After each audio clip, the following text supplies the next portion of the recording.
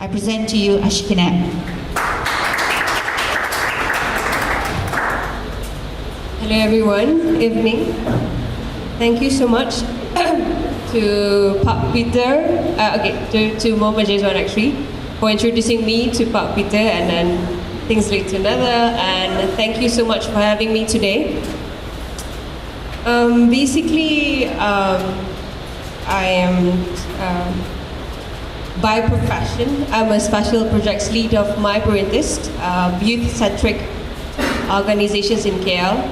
So throughout the years, I've been planning programs for the youth around Malaysia as well as ASEAN youth. Last year, I graduated from law school actually, so I can totally relate to Aaron. But last year I got a job as traveler.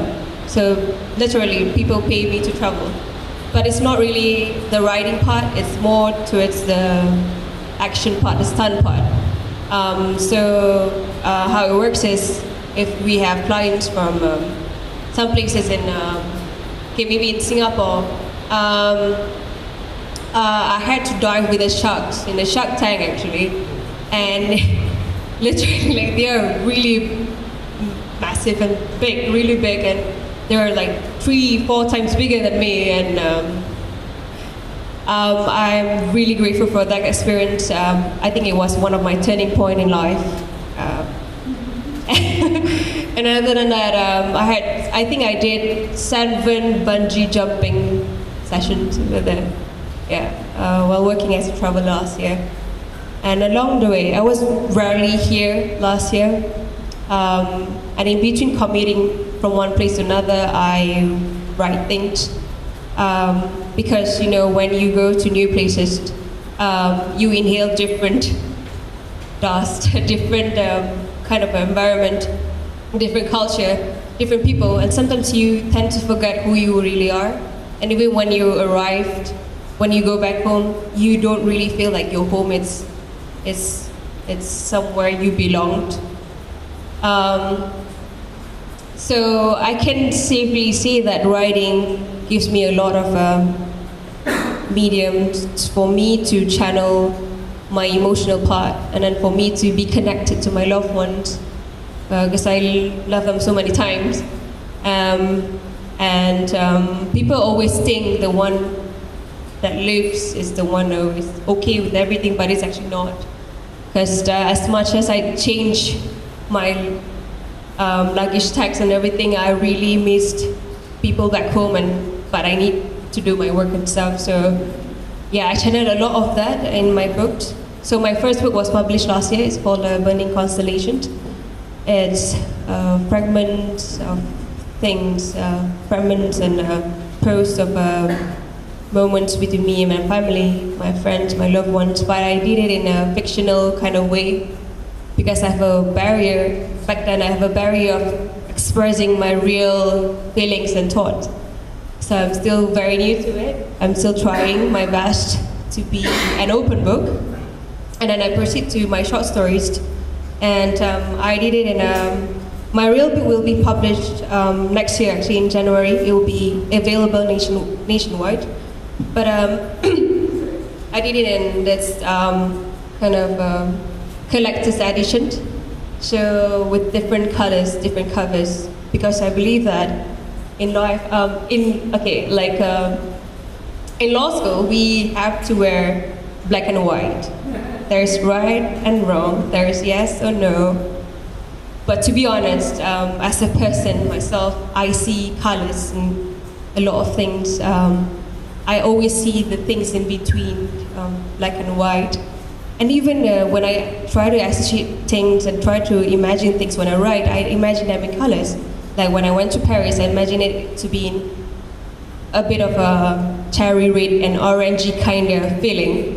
And when I imagine about the year, the month I was born, which is September, I imagine it in blue. So something like that. So it is translated into my stories. But today, I will read 2 poems that are not yet being published. I feel like my short stories would be a bit too long. The first poem is the one that I wrote when I went to Australia, Sydney. Sydney is my first top favorite city after Ipoh. For me, it's a really vibrant place. It's really lively, and the people over there are really warm, and it made me, I found a different side of me there. So I love the beaches, the buildings, and the art side of it. So I wrote this while I was walking and strolling around Newton's area. It's called Sharpened.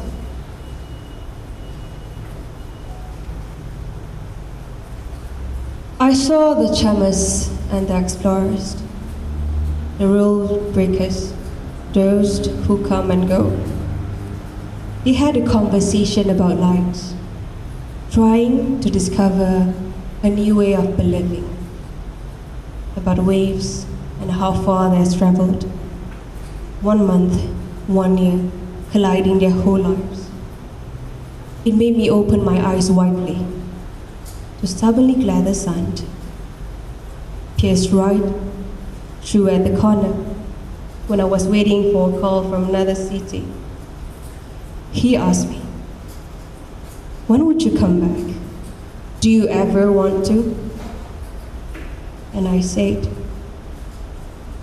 "It's nice to have you counting the days, wondering when you will ever see me again. Thank you so much for letting me hear the things that I want to hear. You can live without me when you think you can't. As long as there are lovers of light in town, everything's going to be fine in the life of both of us." So, yeah, That one is, I wrote something about someone that I left. He thought I was doing okay and stuff, and I wasn't doing okay. But being me, I wouldn't expose that vulnerable side, so I wrote that piece. Well, I still remember it because I usually move on so fast from all those heartbreaking moments. I move on so fast from that. So at least when I write this, I feel like it is immortal in my writing, and whenever that person reads it, he'll know that I felt the same way too.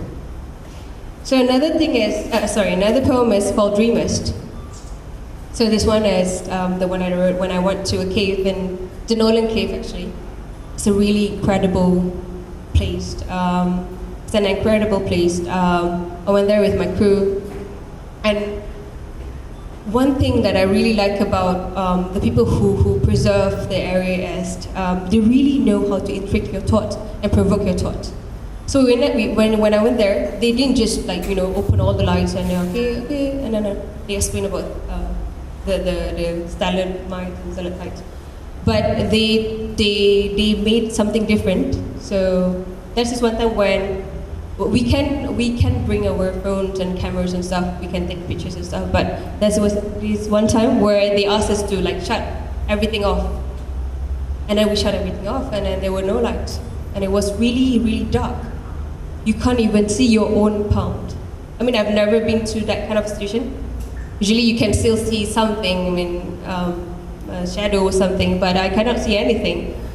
And then I started to imagine, I've always thought of myself as an explorer, but then I thought it was a humbling experience where I felt really small at the same time, like a learner, where during those times, there were no pathways and there were nothing. And imagine those explorers and cave divers, they're really brave. I mean, they don't know what's ahead them, what's behind them, but they still did it. They even wrote to the government, they even wrote a letter. It's okay for them not to be funded or anything. It's okay as long as they can explore. And I feel like they are real explorers, and I aspire to be one of it. So I wrote this poem to remember that moment.